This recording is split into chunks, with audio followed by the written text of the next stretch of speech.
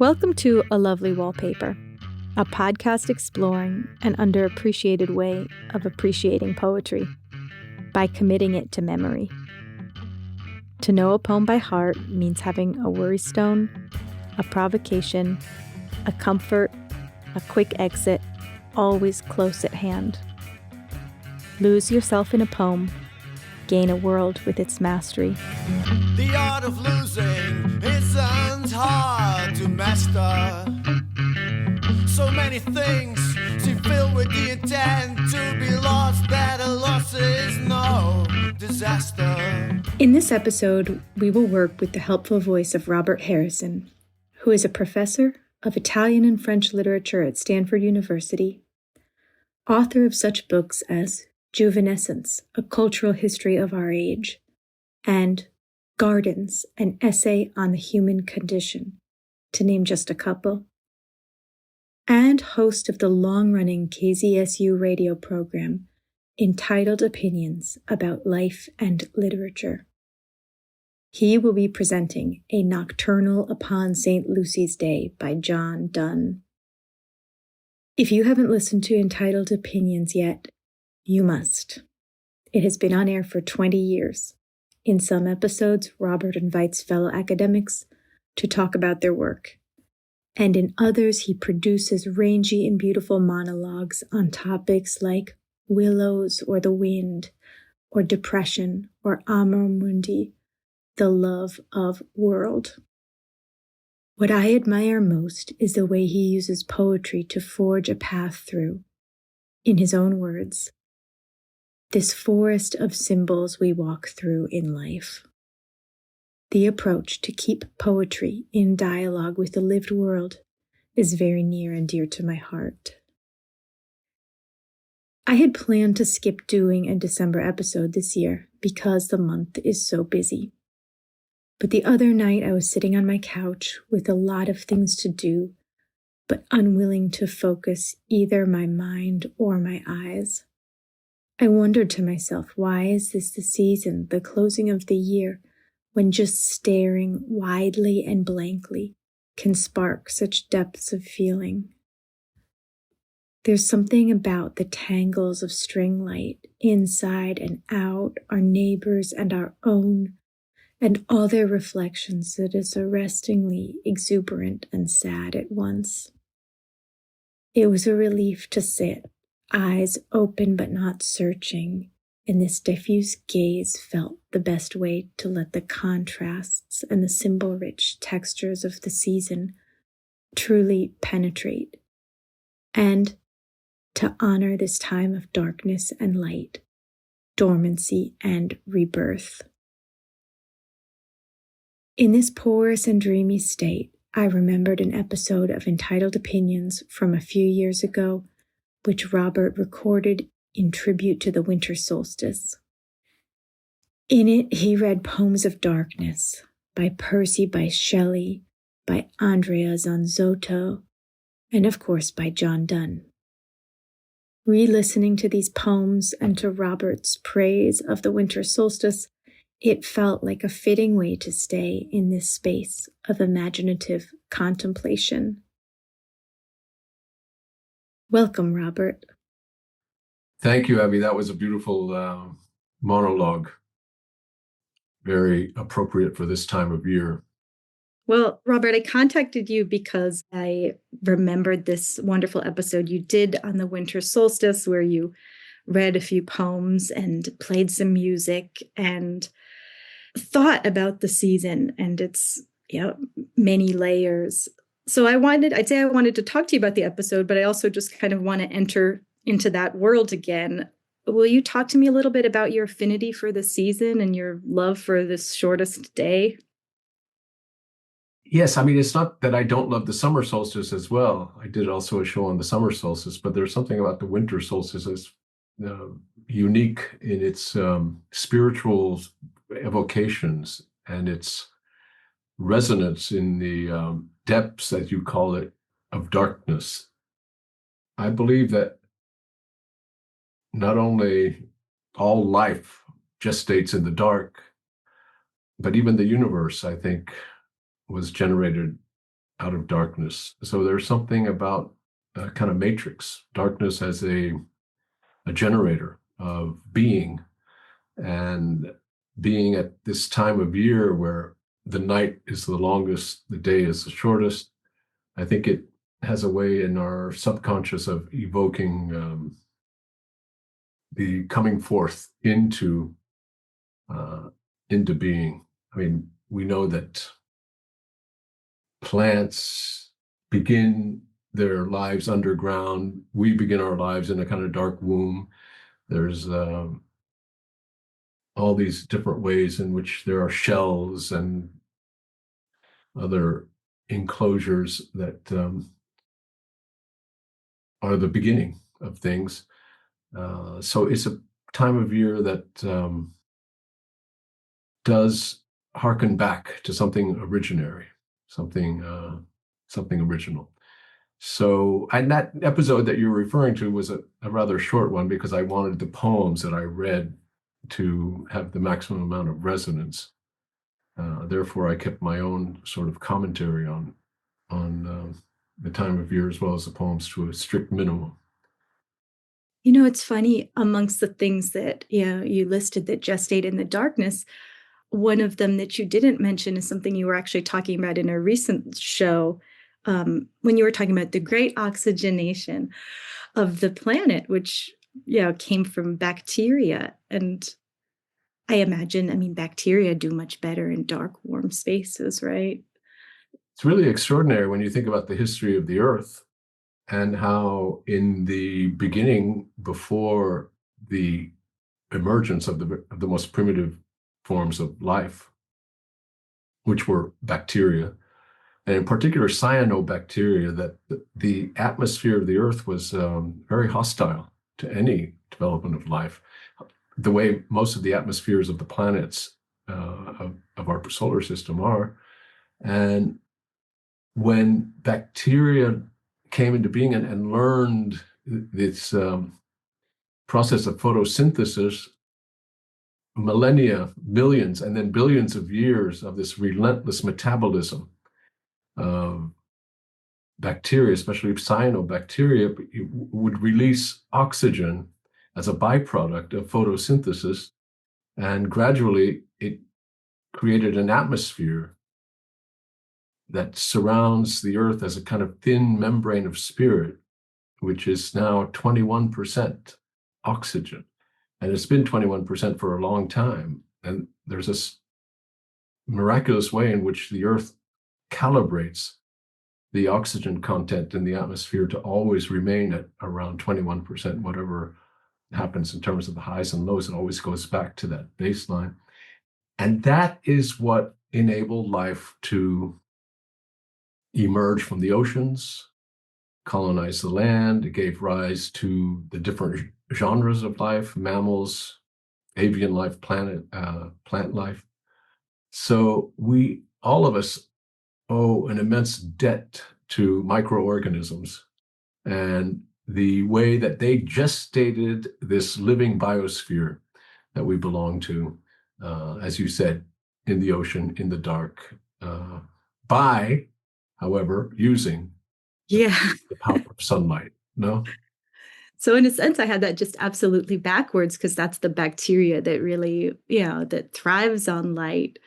But it's interesting, it's a time of symbols that play with light and dark. And one of the things I loved about you're talking about this birth of the atmosphere is that you call it the thin blue line. That's one of the best rebrands of a terrible political term I've ever heard.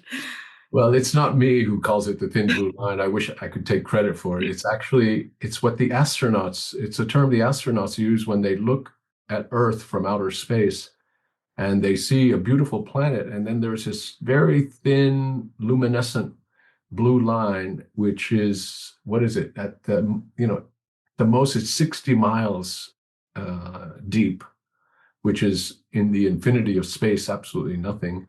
And everything in the universe takes place within this thinnest of blue lines, which is the surface of the Earth, maybe about 50 miles high, maybe just a few miles deep in the oceans. It's where the biosphere is located, and it's where things come to appearance.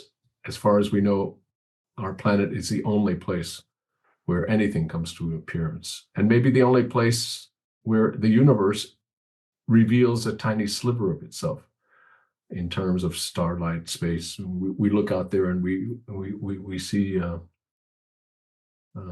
small portion of what's out there, and it might be the only place where appearance happens. So it's quite remarkable that without this thin atmosphere that gives us a membrane of protection against the noxious ultraviolet radiations from the sun, but also allows enough of that sunlight to come in and be photosynthesized so that life can happen. It's an incredible alchemy, very delicate and extremely fragile ultimately. Speaking of things that gestate in the dark, in your recent episode celebrating the 20th anniversary of Entitled Opinions, you described the cave-like environment of the radio studio, at KCSU. Would you talk to me a little bit about how this descent into a basement results in conversation gestating, ideas gestating between you and your guests? Yeah, because KCSU is, the college station for Stanford, and you do have to descend about 5 steps into what really, once you open that door and enter into it, it's very, radio station-like. It's a bit of an underworld. It's what Michel Foucault would have called a heterotopia, a place that is other than the ordinary places we inhabit. And the Studio B, where most of our recordings would take place, is also a dark space where you have, the console with its lights, and I would always keep the lights relatively dim and engage in conversation when I was doing shows that involved inviting a guest and having dialogue take place, or even when the monologues were being recorded, keep the space dark enough, because it was, as you say, it's cavern-like, it's womb-like. It's also what I frequently call on the show, and I think, my longtime listeners are probably getting sick of me referring to it as the catacombs of KZSU, where we on Entitled Opinions practice the persecuted religion of thinking, referring here to the catacombs of Rome, where the early Christians who were still being persecuted held their masses and so forth. So, yeah, this descent into an underworld to converse with the dead, which happens in, so many epic poems. We have that katabasis, it's called in Greek, where the hero could be Odysseus, it could be Aeneas, Dante does it, descends into the realm of the dead in order to hold converse with those shades. And there's something about doing that in the radio medium, which is very appropriate, because there's something spooky about a medium which doesn't have a visual component. It's audio. So you're hearing disembodied voices, but it's in the disembodiment of the voice that the voice has this extra dark, imageless space in which to resound. And that's why I love the medium of radio. Listening to this episode, my son, who's 10 years old, was in the car with me, and he heard you and your guests say that ghosts can listen to radio frequencies, but not to podcasts. And my son was taken by it. He said, "You need to get on the radio, Mom. You need to get on the real radio right away." But it is an interesting thing to contemplate because much like in this season, the membrane between, the embodied voice and the disembodied voice, the living and the dead, dissolves a little bit. I think radio is also because of the history of the radio that I say that when it first happened, many people believed that it was a spiritualistic medium, that you could really, if not communicate with the dead through radio, that you could make yourself heard by it. Something that has to do with tuning into frequencies, the idea that you never, that you could go by, slight turns of the dial, you could go into deep kind of space, not cosmic space necessarily, but, if you're especially on AM and on the broadband, you could sometimes tune into voices from Moscow or from Africa or things like that. And so it seemed to be a place where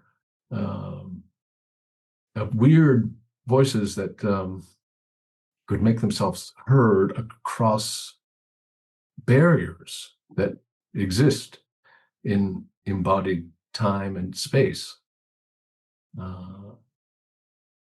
Podcasts did not have that power is to cross thresholds in the same way as radio when it's live and you tweak the dial. And somehow I always get the sense that you never know who's out there listening when you're on the radio. The element of randomness disappears with a podcast. It's random, but it's also, with a podcast, you have to tune into it. You don't even tune into it. What you have to do is you have to access it through a particular means, and it doesn't have the promiscuity of moving the dial just a little bit and you're all of a sudden elsewhere. You know what I mean? I don't know, your son, I think he would intuitively grasp what I'm talking about, right? So having said that, 99.999% of my listeners are accessing Entitled Opinions through the podcast medium. So, but I continue to err on KZSU. First thing, because I have a commitment to that station. A sentimental commitment and a sort of contractual commitment. And also because I believe in the magic of radio. Just to move on to the Donne poem that we're talking about today, I wanted to speak for a second about a passage that reminded me of another one of your recent episodes. There's a moment in the poem where Donne is placing himself outside of the renewing circuit of the solstice and the seasons. And one of the things he claims, among a lot of other things, is that stones are able to love and to detest. Even he doesn't have feelings. Even he's completely dead to the world, but stones can emote in these ways. This made me think of a remarkable recent episode where you talked with a physicist, Aaron Breedenbach, who thinks about crystals and their powers in quantum mechanics on a few different levels. Well, you have to have a degree in physics and a PhD in order to say something like that and not have it considered just woo-woo talk. And this guest that I had just finished and defended his dissertation in quantum physics. And he believes that he works with two different kinds of crystals in particular, and has shown, at the scientific level, that there's a way in which they have their own sort of intelligence. And that's why these two crystals are prime candidates for a kind of supercomputing, a quantum computing for the future that hasn't yet materialized, but a number of people are on their way to making it happen. So the more you look into the nature of crystals, and Aaron should be here really to explain that, or your listeners should probably listen to that show, but the more you learn about crystals, the more one realizes that they have certain patterns and fluidities that are very close to being things like communication, like synthesis, analysis, things that have a certain kind of intelligence, and that they also seem to have an awareness of their environment.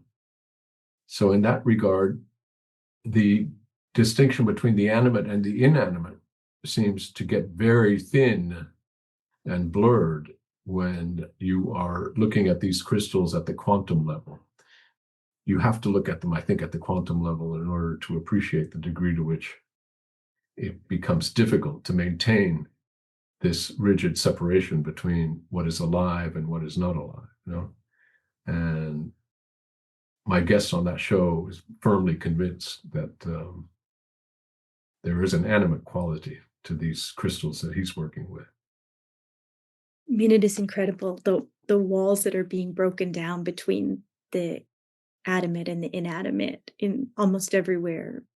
And eventually, I'm convinced and have always been convinced that eventually both philosophy and science will come around to finding reasons why the poets from antiquity to our own time, that their sort of lending of voice to the inanimate is something that is not outlandish at all from the scientific point of view.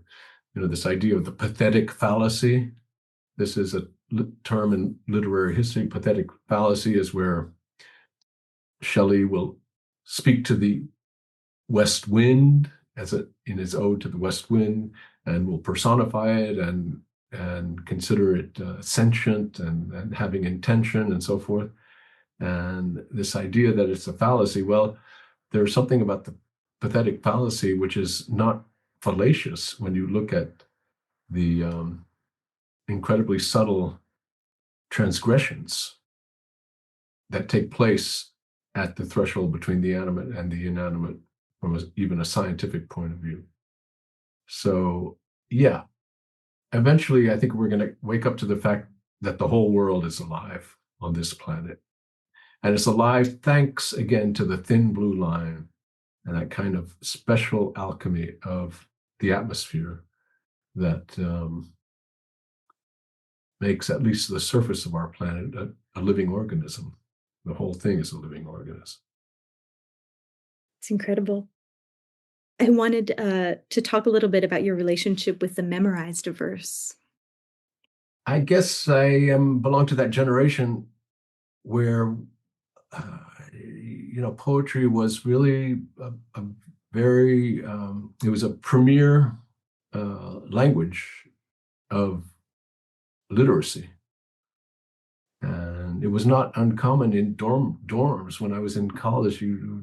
People, would spend a whole weekend on a bed, reading Sylvia Plath or some other poet. And poetry was just automatically memorized by people, not as an exercise or anything, but when you read a poem and you really love it, it's just an instinctive urge that you have to commit it to memory. And by memorizing it, you're metabolizing it, and it takes on a life of its own within your own psyche. So being, a reader of, a rather avid reader of poetry, that I ended up committing to memory a number of poems. And I still know them, and every now and then I'll memorize a new one. But they're invariably poems that struck me, that spoke to me in a particularly powerful way, and therefore they've now become a part of me. That's what memorization does. You incorporate. What has struck you recently? Well, recently, they're poems of Rainer Rilke, but even though that they're in translation, or they're an Italian poem, because I'm an Italian, so I teach French and Italian literature, so there's poems in French and Italian. So Rimbaud has this beautiful, it's a prose poem called Génie or Genius, and it's rather long. It's the last poem, one of the last poems in this collection of Illuminations, and I just had to memorize it. And of course you have to keep up with it, and the thing about memorization is that you have to keep practicing those poems. But there are two poems of Rimbaud's that recently, awoke in me the urge, to memorize. Every now and then, I teach Dante a lot, the Divine Comedy, and I can recite long passages from some of my favorite passages there. And often, in teaching him again, I come across other tercets or two or three tercets, and I feel like I have to commit that to memory. Yeah. When we spoke yesterday, you mentioned to me that that one poem you memorized some time ago, and you've loved and kept with you is Ezra Pound's translation of The Seafarer, Right. Old English. I hadn't read it, so I looked it up yesterday, and it was really moving, and just an avalanche of seafaring literature that I've loved kind of came back to mingle with my reactions to this poem. And what are some of the passages that return to you the most, because it's a long poem? Well, it's a long poem, and he is transcribing into his own modern English one of the oldest Anglo-Saxon poems, I think from the 10th, 11th century, something in Old English. And that the kind of poetry of this early Anglo-Saxon prosody was based on alliteration rather than rhyme. So you would have these lines would typically have three either consonants, sometimes vowels, and then a fourth that would not be alliterative. So you have that coldly afflicted, my feet were by frost benumbed, chill its chains are, chafing sighs hew my heart round, and hunger begot mere weary mood. And lest man know not that he on dry land loveliest liveth. Listen, how I on ice cold sea weathered the winter, wretched outcast, deprived of my kinsman. So that's the first part of the opening of the poem.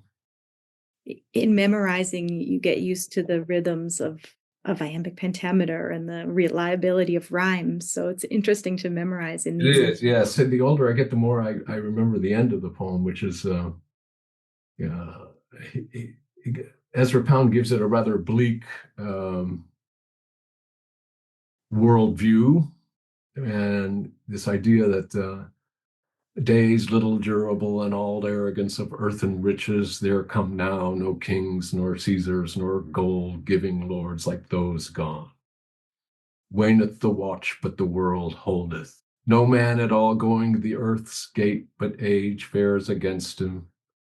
Gray-haired he groaneth, his face paleth.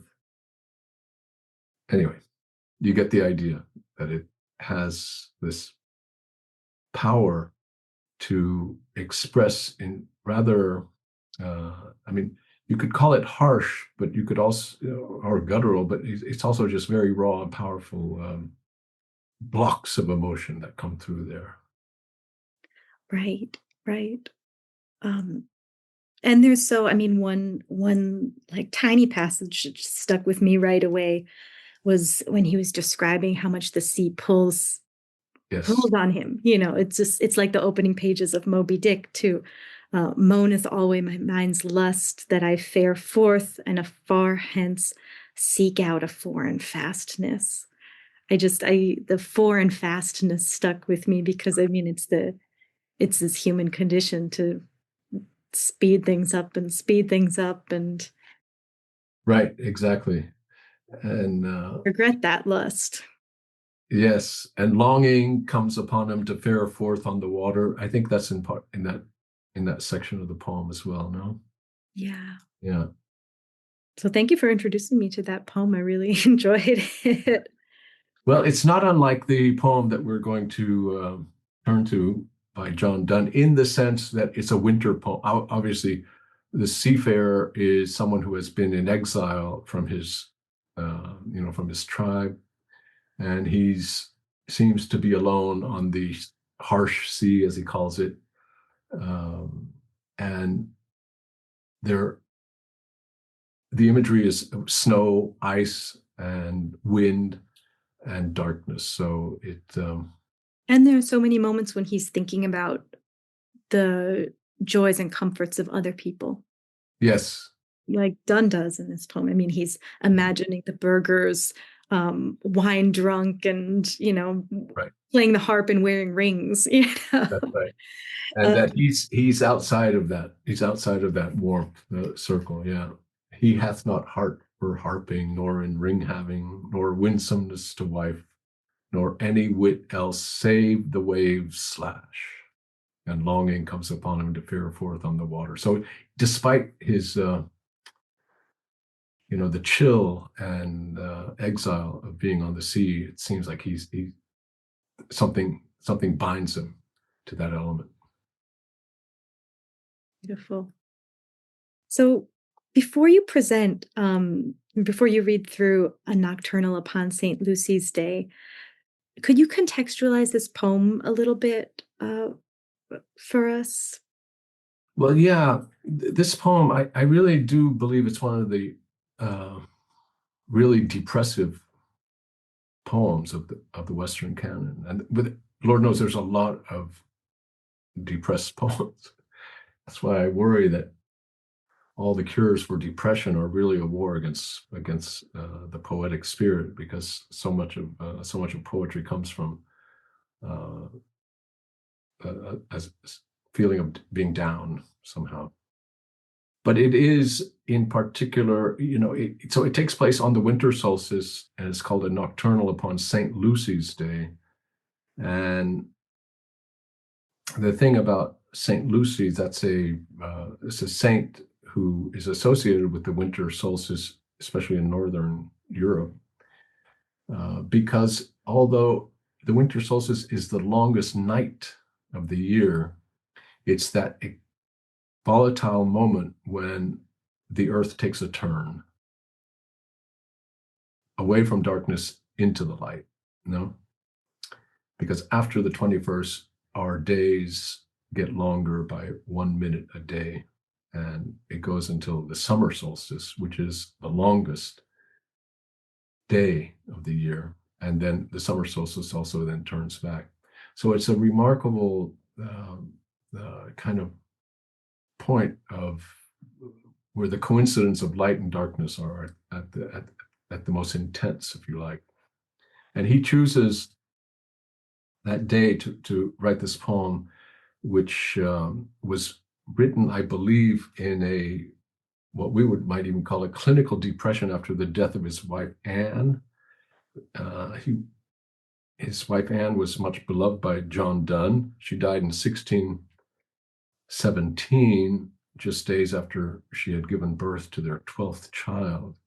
And he was thrown for a big loss by the loss of his wife. And this poem, therefore,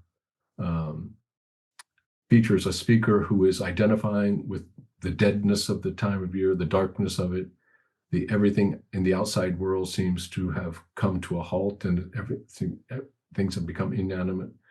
And while the future days are going to bring new life back into the world, he says he will not be participating in this regeneration of light and life as the earth turns its axis, towards the spring. But he will remain dead because his grief is just that deep and hopeless, helpless, if you want to use that term. Yeah. But having said that, it's an absolutely beautiful poem, and to read it is not depressive at all. It somehow the music is where all the life is located. Right, right. It's absolutely true.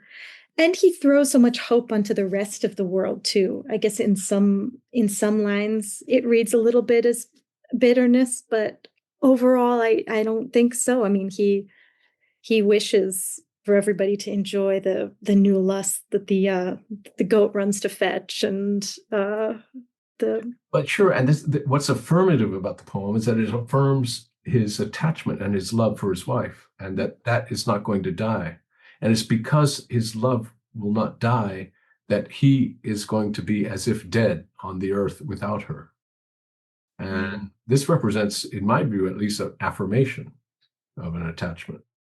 And this is what happens in moments of deep grief, is that the danger of, falling into this deep mourning is that the temptation is to die along with the dead, rather than find a way to have the dead die in you so that you can overcome the grief. So in some sense, the latter alternative can be even more depressing. Namely, yes, you let the dead die and then you move on to something else. But the former, where you almost are choosing to, to die with the dead, has such a declaration of allegiance that there's something beautiful about that. Right. It's seeking a transformation rather than a return to the daily, to the quotidian after a death. Yeah.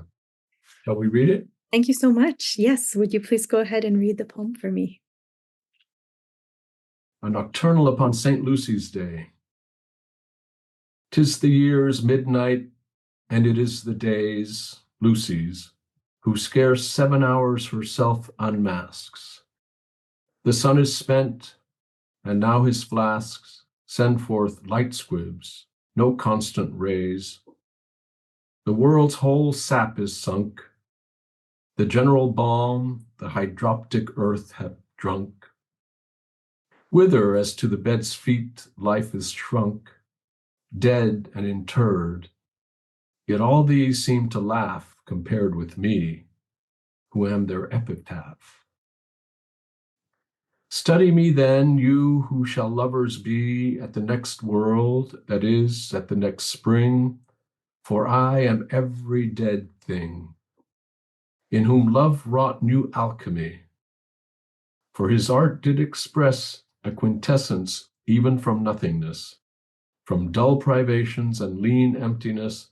He ruined me, and I am rebegot of absence, darkness, death, things which are not. All others from all things draw all that's good, life, soul, form, spirit, whence they being have. I, by love's limbeck, am the grave of all that's nothing. Oft a flood have we two wept, and so drowned the whole world, us two. Oft did we grow to be two chaoses, when we did show care to aught else, and often absences withdrew our souls and made us carcasses. But I am by her death, which word wrongs her, of the first nothing the elixir grown. Were I a man, that I were one, I needs must know, I should prefer, if I were any beast, some ends, some means, yea, plants, yea, stones detest, and love, all some properties invest. If I an ordinary nothing were, as shadow, a light and body must be there. But I am none, nor will my sun renew. You lovers, for whose sake the lesser sun at this time to the goat is run, to fetch new lust and give it you, enjoy your summers all. Since she enjoys her long night's festival, let me prepare towards her, and let me call this hour her vigil and her eve, since this both the years and the day's deep midnight is. Thanks again, Robert, for talking and for sharing this poem with us. For memory, we will work through only the first and last stanzas, and the way that I'll break them into sections is a little odd, to reflect the unusual schemes of this poem. Each stanza begins with a quatrain of alternating rhymes, then moves to a tercet, 3 like rhymes in a row, then a final couplet. This form conveys the shortening scope of time, ideas being winnowed down to their essence. A good choice not just to mirror the waning light, but also to express the narrowing quality of grief. Let's begin. 'Tis the year's midnight, and it is the day's, Lucy's, who scarce 7 hours herself unmasks. The sun is spent, and now his flasks send forth light squibs, no constant rays.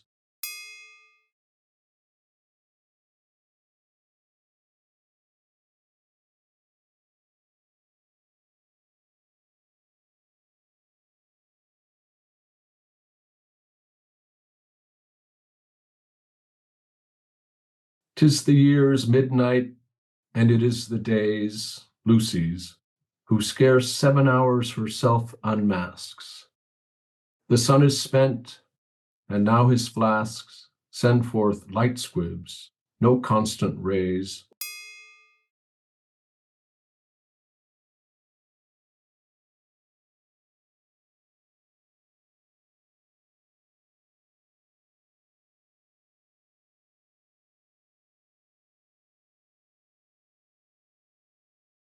During Donne's time, St. Lucy's Day fell on the same day as the winter solstice. The church calendars have since changed, so the 2 days were synonymous. But the invocation of this day is also powerful for its invocation of a martyr, who in one version of the lore was so devoted to Christ that she did not just refuse to marry the man she had been offered to. She plucked her eyes out and gave them to him in a gory rejection of a compliment he had made about her eyes. This is a poem of uncompromising devotion, after all. The world's whole sap is sunk. The general balm the hydroptic earth hath drunk. Whither, as to the bed's feet, life is shrunk.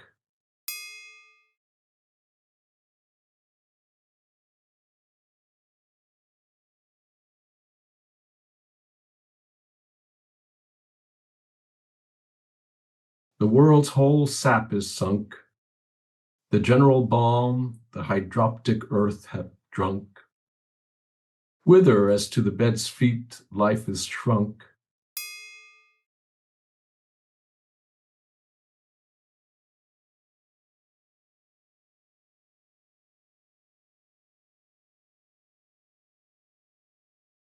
Dead and interr'd, yet all these seem to laugh compared with me, who am their epitaph.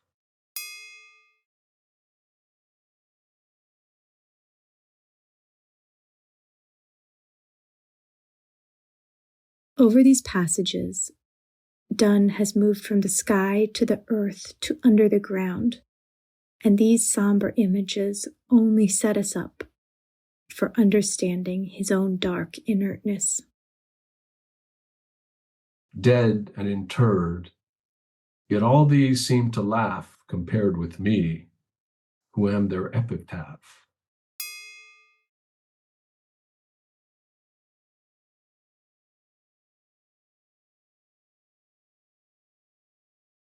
Let's repeat the whole stanza. 'Tis the year's midnight, and it is the day's, Lucy's, who scarce 7 hours herself unmasks. The sun is spent, and now his flasks send forth light squibs, no constant rays. The world's whole sap is sunk.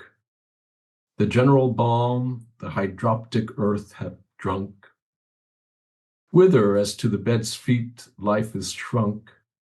Dead and interr'd, yet all these seem to laugh compared with me, who am their epitaph.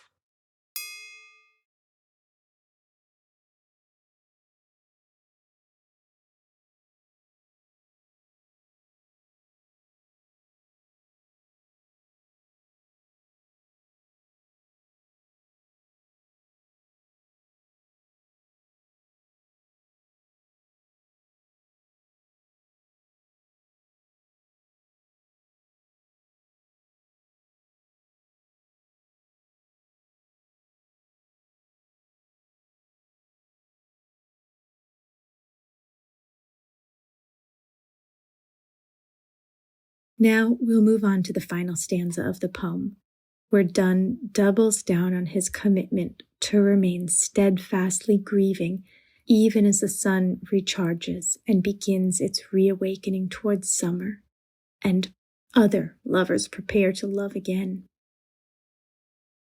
But I am none, nor will my sun renew, you lovers for whose sake the lesser sun at this time to the goat is run, to fetch new lust and give it you.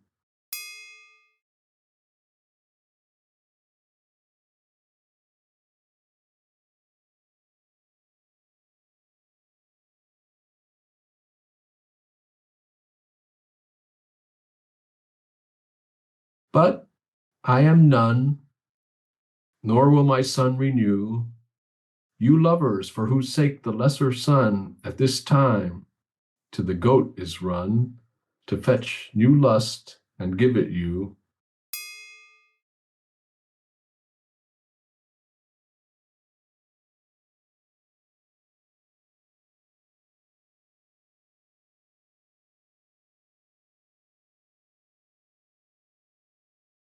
It's good to see that even in this despondent poem, a glimmer of Donne's humor and his horniness shows through. On to the tercet that follows that quatrain. Enjoy your summers all. Since she enjoys her long night's festival, let me prepare towards her, and let me call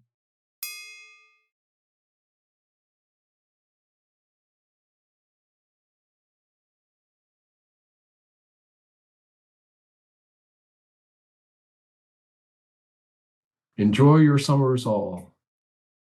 Since she enjoys her long night's festival, let me prepare towards her, and let me call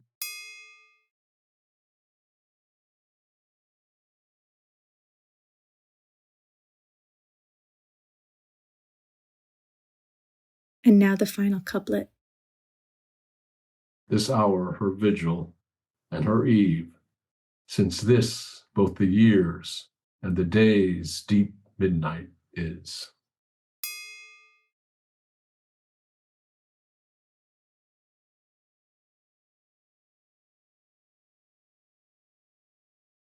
This hour her vigil and her eve, since this both the years and the day's deep midnight is.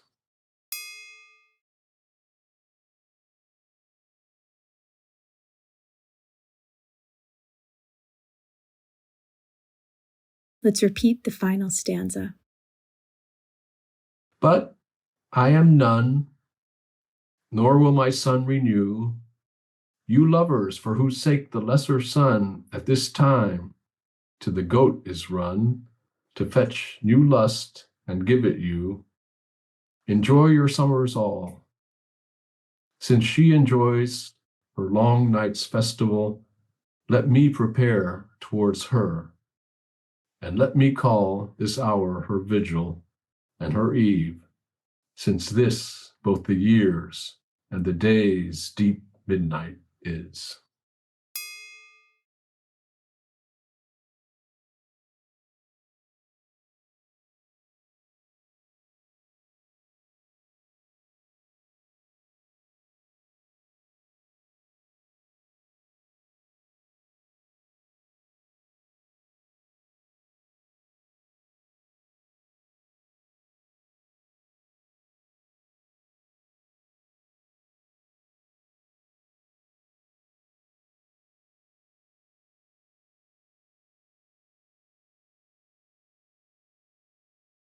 On Anne Moore Donne's epitaph, John Donne writes that he pledges his ashes to hers in a new marriage. His oath not to wed again is written in stone. Let's hear the first and final stanzas one last time. 'Tis the year's midnight, and it is the day's, Lucy's, who scarce 7 hours herself unmasks. The sun is spent, and now his flasks send forth light squibs, no constant rays. The world's whole sap is sunk. The general balm the hydroptic earth hath drunk. Whither, as to the bed's feet, life is shrunk, dead and interr'd. Yet all these seem to laugh compared with me, who am their epitaph. But I am none, nor will my sun renew.